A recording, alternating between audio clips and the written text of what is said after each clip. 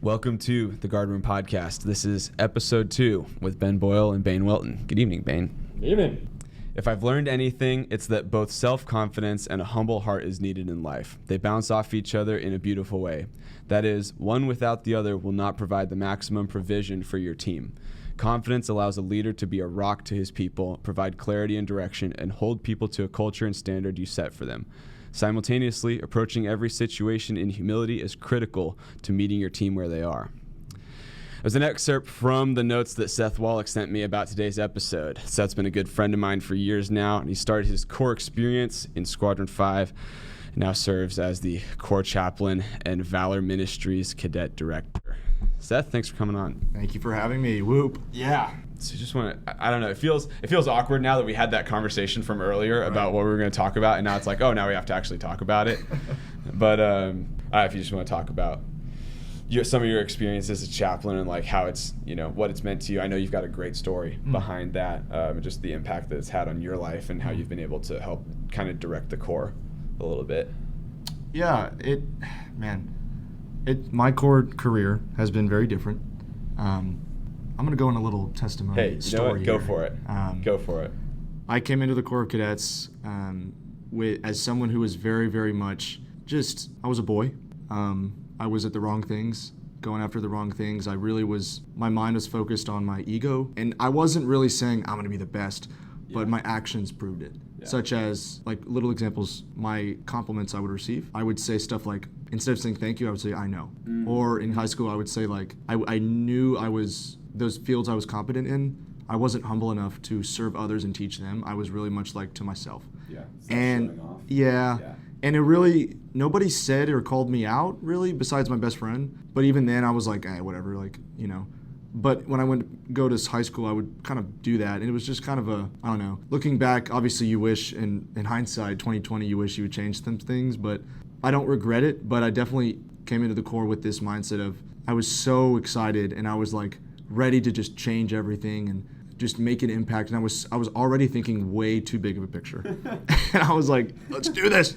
Well, and before I joined the Corps, you and I know, COVID hit. Yeah. And we were seniors, and it changed our lives. Yep. And it really just wrecked everything. It ruined my plans I had. It just changed a lot. And the world changed too. And so joining the Corps as the COVID fish class of 2024, we went through some things that no other fish class has ever gone or will go through, hopefully, ever again. And so I went into the Corps going, look, like, I know who I am, and honestly, I'm better than people. Like, and I'm just being honest here. This is just straight up honesty, because I want cadets to not think this. Yeah. And so I was really humbled immediately, because I learned that, like, look, fish year, if it's taught me anything, it is not about you at all. And the fact that every time we say the word buddy class, it's not Seth's class, it's not Ben's class, it's not Bane's class, it's our buddy class. Yeah. And this sense of unity and teamwork already was telling me, day one of FOW really, we all got in a big circle and we introduced each other and we said like a fun fact, and that was the first time I met my buddy class. And I was like, man, like, we're really about to do this together.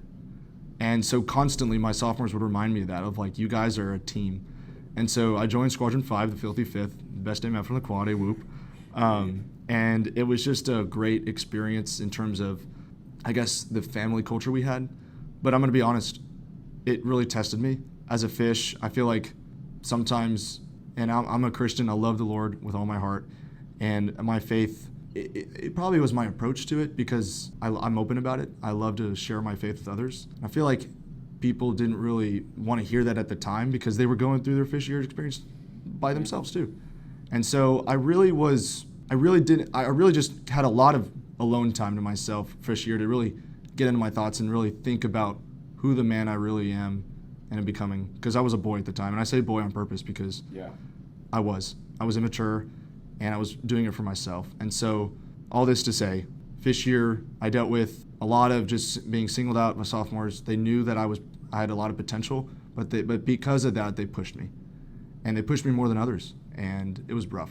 Christmas break, I dealt with a lot of really it was a dark place in my life. I don't really want to go into the details. No, that's fair. But it was dark. Yeah. And I don't like thinking about that time in my life, but when I teach others and I mentor others, I do want to bring it up because it's good.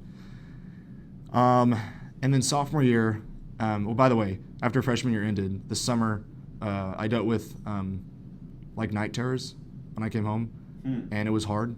Like I literally would be at my house waking up at like midnight sweating because I struggled with freshman year and it was real bad. And so that summer, my best friend invited me to the college service at our home church, and I rededicated my life to the Lord.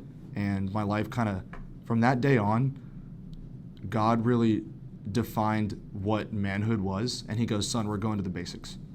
You know, even though I already knew the basics, God's like, no, we're going to apply them. And that's where I read the book of James and really learned what endurance meant. And so all this to say, I went through my sophomore and junior years and I was like, man, like what does it mean to be myself? And what does it mean to really know who you are and your values? And so I started with the Word of God. That's where my foundation is. And I built my values on that. And I really just tried to my very best to apply them every day. And when I got my first fire team, I really was like, okay, I'm going to be the best fire team leader I can be. Not the outfit has seen, but I'm going to push myself beyond boundaries I'm comfortable with. And so I did. And something about me that you've been, I love people so much. It is just this. Yeah, buddy. It is. I can't explain it, but like I want everybody to have a really good day, and I just love serving, and it's because of these early years in the Corps that I learned that. And so, anyways, God has been so faithful, and my junior year was amazing. My white belt years are the best time of my life in the Corps, and I was denied the chaplain role. Actually, I don't know if I told you this. I think we had this conversation back in junior year. Yeah, I applied for first sergeant, did not get it. PSGs did not get it. Chaplain didn't get it. Yeah, chaplain of your outfit. It wasn't chaplain of the Corps. It was chaplain of your outfit. That you didn't get. I just was like, man, and God's like, just wait. Yeah, hold on. I'm doing something. He's cooking. Yep, let him cook. And so that first semester, I was like, okay, I'm going to be the best squad leader I have seen. And you notice it's me, I'm not comparing myself to others. I'm like, look, I'm going to be the best squad leader I can possibly be in my life, in my sphere of influence I have control over, which is literally just me and God. And so I did, and it was an amazing time in my life. I really got to mentor Squadron 5's current sophomores right now, the class of 2026.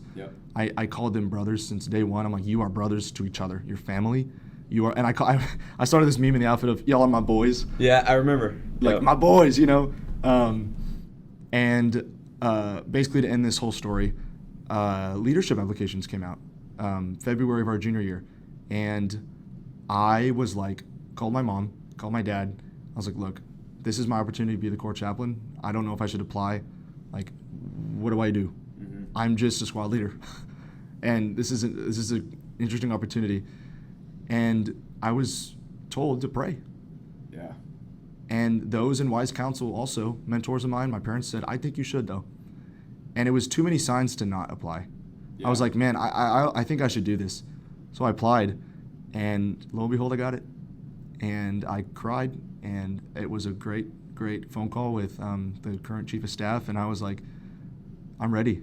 I feel like God has been getting me ready for 3 years and teaching me all that he wanted me to teach me. So it's been a great year, Ben. I loved it so much. Yeah. It's super cool to hear about, and like I said, that's why I wanted you to tell that side of the story, because I feel like there's a lot of value in the waiting and seeing the fruit of all of this. Like it's a lot of denial and a lot of what is going on until you get to that moment of like, oh, this is where I'm supposed to be. This is where God has me. And just like seeing that culmination over the course of 3 years is really cool. So obviously the Corps is not a faith-based organization. So how do you, as the Corps chaplain, right, the very high level here, even just with like, I remember us talking about the fight to get personalized prayers at your meetings. How do you balance that, like wanting to live your faith, share your faith, and being in a very public role, right, with, hey, the Corps is not necessarily the most faith-friendly place to be in a university. Sure.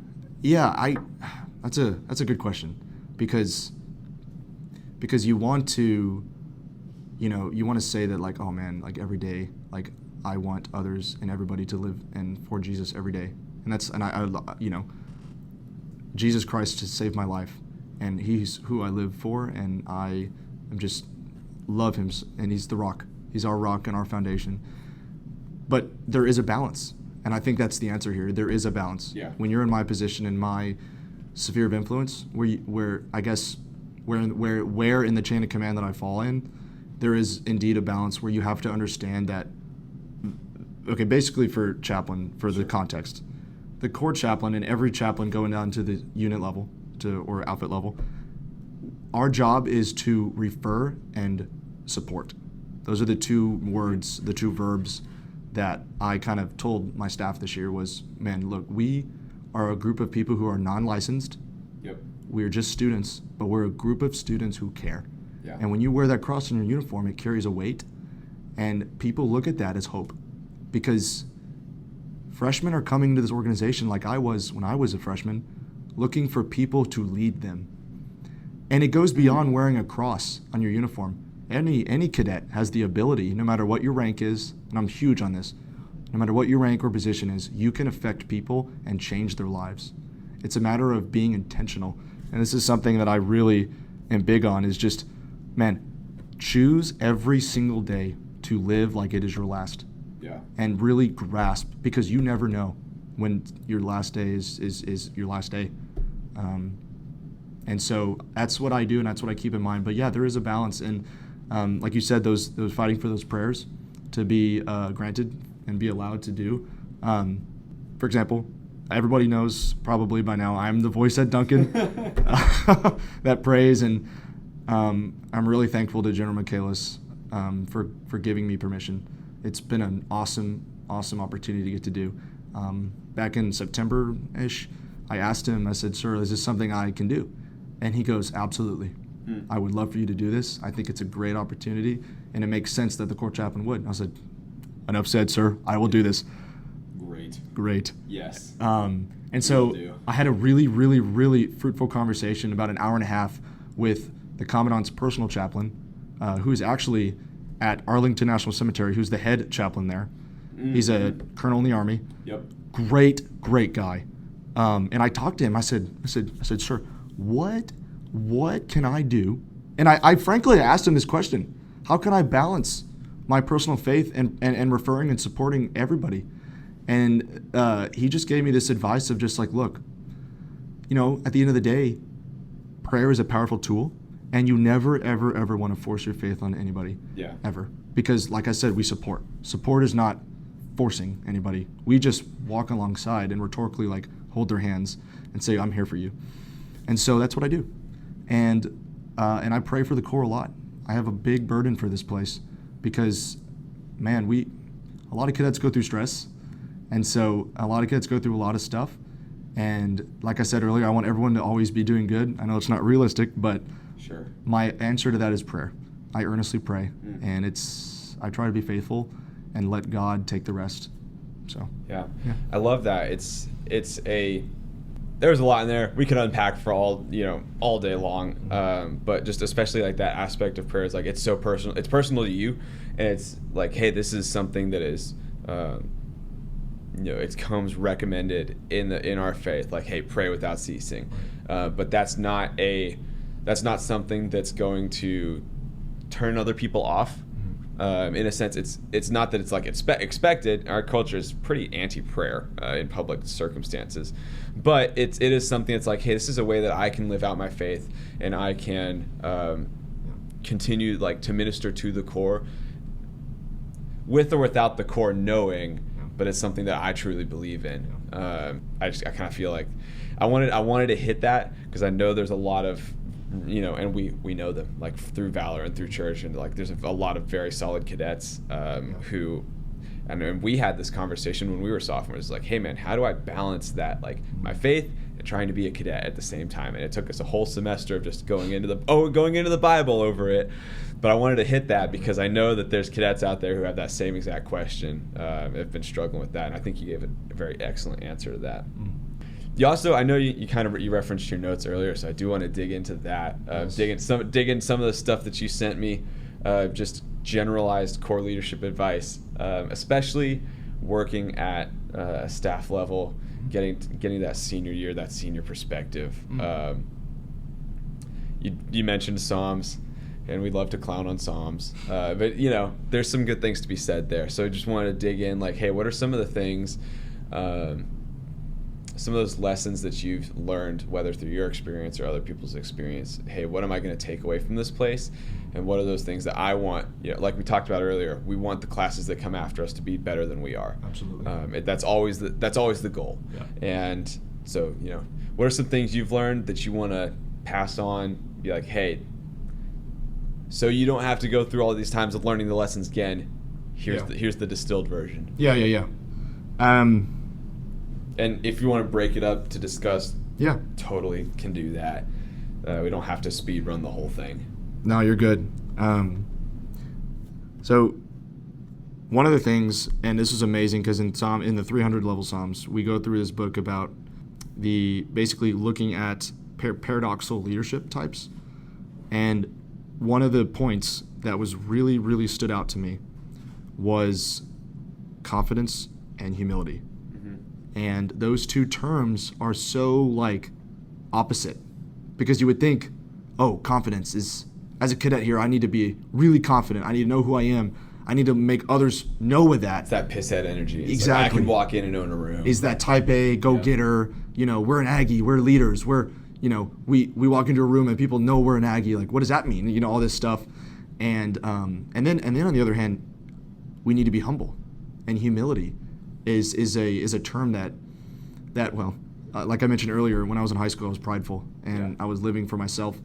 Humility is this term that always comes back to me, because it's a constant reminder God has been kind of teaching me, and He'll never stop teaching me, because I want to be a lifelong learner. Yeah. And by the way, I think that's good leaders are lifelong learners, because they never stop yearning to learn. But yeah, this book talked about confidence and humility. You need to know the balance, because if you're one and not the other, I think you have it wrong. If you're too confident, people are going to not want to follow you, because you're already taking all the burdens. You're already taking the whole leadership problem onto your shoulders. Or it starts to get into your ego. And it's like, hey, you got the confidence without the humility, and now you're just egotistical. And it's really hard to follow somebody who's like, I'm in charge. Follow me as I just lead the way and am the best person on the planet. It's kind of hard. It's kind of hard to be motivated to follow somebody who's almost superhuman like that. And it's like, and I've seen leaders over the course of my whole life where they walk into a room and say, look at my rank, look at my position, I'm in charge, listen. Yeah. And it's just like, I don't think that's effective. I already know your rank, I already know your position, I already know all this stuff whatever you want to say. I think and that's why you need to be humble. But on the other hand, if you're too humble, and if you are way too kind of for lack of better terms, it could lead to being a pushover. Yeah. If you kind of are too much I don't know, what do you think? I don't know, I think one of the terms in the 300 level Psalms of being a marshmallow was if you are basically too much of someone who is willing to just not make decisions. You need to be a decision maker as a leader, and you need to be timely decisions in an effective manner. Yeah. Being an Army ROTC, that is a synonym of being an Army leader. Is we're in stressful situations, in platoon tactics, and if you have a decision to make, you can't just sit there. You have gunfire going over your head. You need to make a decision.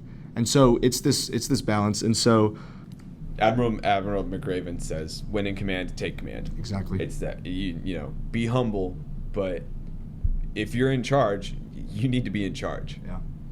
Yeah, and something that I kind of write is confidence allows the leader to be a rock to people, provide clarity and direction, and to hold people to the culture and standard you set for them. Yep. Being a platoon leader in the Army, which what I'm about to do, you set the culture and the standard for those 40 people. By the way, they're not just soldiers; they're families. Yeah. And it's 40 plus, and so I think that's also what is a good reminder. Approaching every situation, humility is critical, because you have to meet people where they are. You can't assume. You can't run a leadership situation based on assumptions. Because if you do, you're going to get it wrong because you want everybody to be where you are. Yeah. Or you want people to be like, if we take the core leadership development model, for example, if we assume, okay, I'm a senior and I'm the leader, I'm a platoon leader in an outfit, and I want to set the culture and standard of my platoon. If I don't meet people where they are, it's going to be impossible for them to reach the platoon goals I've set for them, because I'm in a level that I see things differently from a zip perspective than a pisshead. Because a pisshead's role is what? Is to coach. Yep. We're inspiring. Pissheads don't inspire yet. They coach. Yeah. You can be an inspiration, and always, right? But your main role is to coach. Yeah. And you're going to use the lessons you learn as a fish to coach and to be that model, that humble example of what an ideal cadet should be, of what the standard says for uniform regulations, or, whatever you want to get into. Yeah. So I think that's what I would say. It's setting that frontline example. Just like, hey, I'm gonna lead here with that confidence. I'm gonna be able to walk in the room and own the room and I'm gonna be present, and you're gonna know that I'm here. But at the same time, like, I care about you and I care about your development and you personally, and you're not just a number to me. You're a real human being with a real human life outside of the core. And you're always willing to listen. Right. And you set your ego aside. And it's not about you sometimes. You listen to people and provide. Yeah, that's good. Man, I love point 2 that you have here, and I think point 2, know who you are and stick with it. But I would say, like, hands down, you're one of those guys that's like, you can tell he's not putting on a facade when he's in leadership. There's not this like pisshead mentality where it's like, it's not a stage presence. It's genuinely who you are. So it's like you said earlier, love people, love mentoring people, balancing that with sometimes you need to step in and be like the guy in charge. Say like, hey, I love you, but we need to have a leadership conversation right now, not Absolutely. A friendship conversation. Yeah. Man, I think something that keeps me in check. I love people because God first loved me. And it's really simple, but it holds profound truth, because the more that I get into the Word of God and the more that I really know His character, the more that I understand that life is not like, I could die tomorrow, and I don't do it every morning, but I try and thank God, man, thank you for this life. Thank you for today. Thank you for the breath in my lungs. You've chosen to give me another day. And I think this is what I do. This is how I keep myself accountable. Sure. Is I just take every day so captive. And these are some of the lessons. I could get in, another episode or whatever about my uncle, but I lost my uncle. He was an Air Force officer, and he died in the mountains. And he met his father in heaven right on the top of Kit Carson in Colorado Springs, Challenger Point.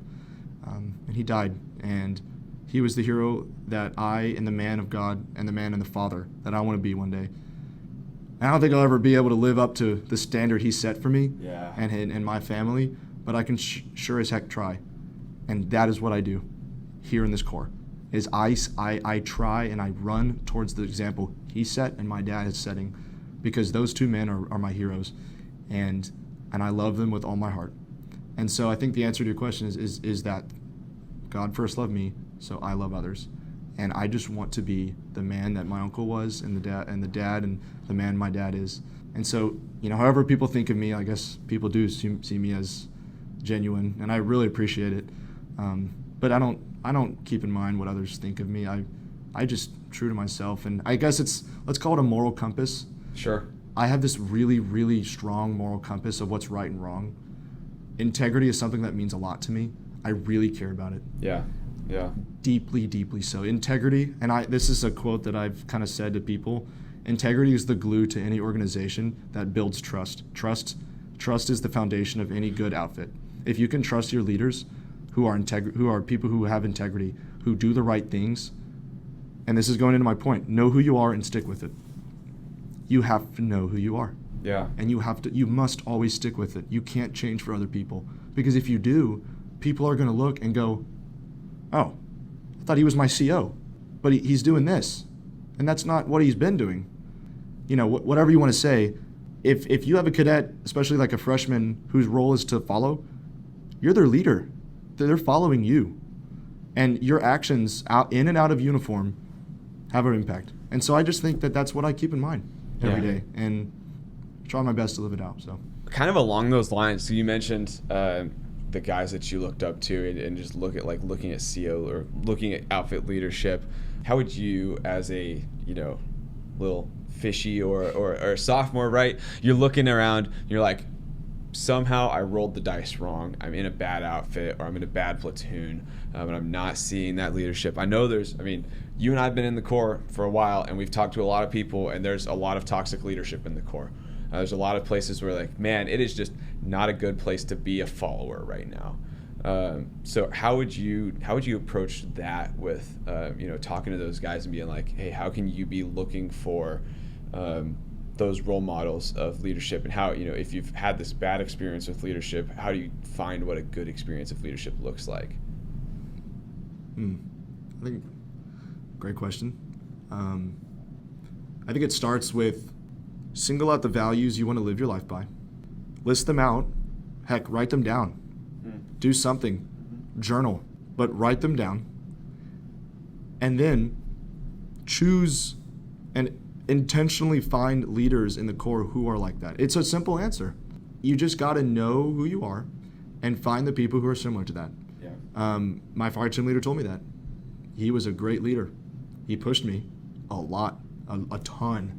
He I was doing push-ups all the time at formations. Yep. In Bs, out in ACUs, in PT gear, all the time. I was always pushing with him.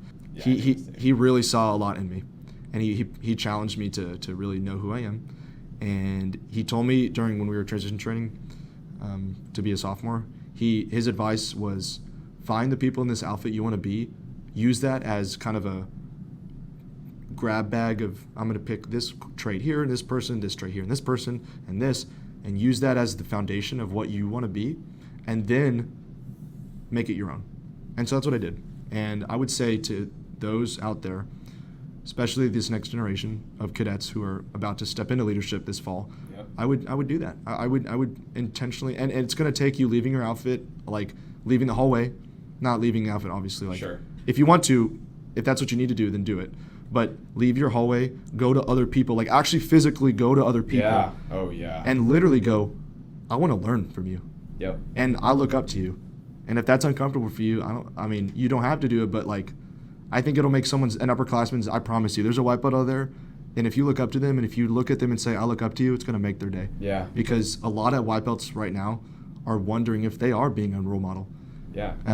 We're getting, spoiler alert, we're getting to that point in our Corps career where it's like, man, did I make an impact? Did I make a difference? If you went and turned around and you went, hey, dude, I want to be like you when I grow up in the Corps, that would make every white belt's day to hear that. Absolutely. Yeah, just finding those people you want to know and you want to follow.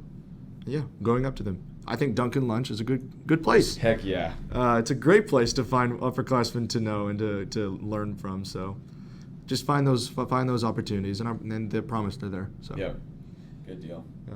Last thing, I saw one of your points. I do want to talk about this because there's obviously a lot of things that Squadron 4 did right, a lot of things Squadron 4 did wrong. But one of the things I think that we did get very right was having a why behind everything. And I love that you brought that up because going back to that, do you have a why for your activity? And starting from that base is so helpful in just being able to explain why do we do any activity. And if we don't know why we're doing this activity, we need to reevaluate why we're doing it. And if you have a why, you'll be able to reason with yourself that this decision you're about to make, and I use these 3 words, is it relevant, productive, and is it essential to meeting the intent? We use these Army words, Air Force, military terms of mission or commander's intent, mission readiness. Is what I'm about to do, will it meet the commander's intent and vision? And will it be relevant to the training exercise we're doing with this outfit? Is it productive, right? And, will it actually develop others? the whole point of the Corps is to develop leaders of character. We say it all the time. We say it all the time, right? But these are ways you do that. Yeah. This is how you develop leaders, because it starts with you. And if you're not open to criticism, and if you shut people down immediately and just go, I don't want to listen to you. I know who I am. Like you said, that's too confident. That's no humility. And that's a scary place to be, because when you apply to leadership positions and you're going, man, I want to be a first sergeant, man, I want to be a CO, I want to be a group commander, no matter what it is, no matter how high you get, if you're not open to people, to ideas and opinions from others, they just won't respect you. Yeah. And I see that happen in the Corps. I don't know if you do as well, or Ben, if you do. Like, I just see that happen with some people who they're just not open to new ideas, and it frankly just makes people just go, ugh, like I have to listen to them again, and they won't say it, but they're thinking it. And yeah. I hope today really helps people with that, and really helps people with all these things we're saying.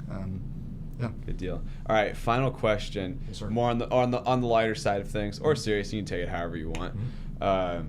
Fish advice, but not like generic fish advice for fish joining the Corps. You're talking to Fish Wallick, right? Oh, great. What are you telling Fish Wallick?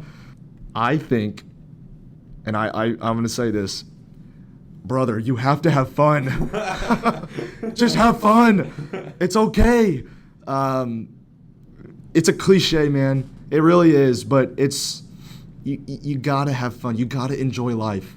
The Corps is a game, and it's not something to take seriously every day that you're just like, and when I say don't take it seriously, I mean when you get yelled at, or you get, you get like, one of your sophomores is disappointed because of a decision that you forgot a campo, or you didn't do this correctly. When I say don't take it seriously, like, don't make failures of when you fail, don't equate that to I'm a bad person. Don't do that. Don't equal failures to your character. Your character doesn't change. Like, that is who you are. Yeah. Whoever's listening, that is who you are. Don't ever change that. Your actions can change, but your character doesn't, right? And so, have fun, breathe. It's gonna be okay. I promise. Your fish year, you're gonna be okay. You're gonna get through. And that's, I tell cadets this who talk to me, and who want to talk to, the Corps chaplain. Like, I love it every time. But I tell people, just have fun, man. And your upperclassmen want the best for you. I mean, it's right. Both of us here, all three of us in this, we want the best for our cadets. Yeah. And that's that's why we're doing this. We want future generations of the Corps to live on. We want the Corps to thrive. And yeah, that's the biggest piece. Fish Wallick was rough. I took it way too seriously, and my mind was very just closed tunnel on everything. Like, I didn't live my life. I didn't breathe enough. And so, fishies who are listening, have fun. You're gonna be fine. Good deal. I feel like that's as good a place as any to end it. Seth, thanks for coming to talk, for your advice. Love you as a brother and as a friend. And I hope whoever's listening got something out of it as much as I did. I would love to I can't wait to go back and edit this, because there's so many little bits that I'm just like, I just want to put a little 30-second sizzle reel together of all the just these amazing one-liners that came out of it. But yeah, appreciate it, man. Always. Love talking to you. Yes, sir.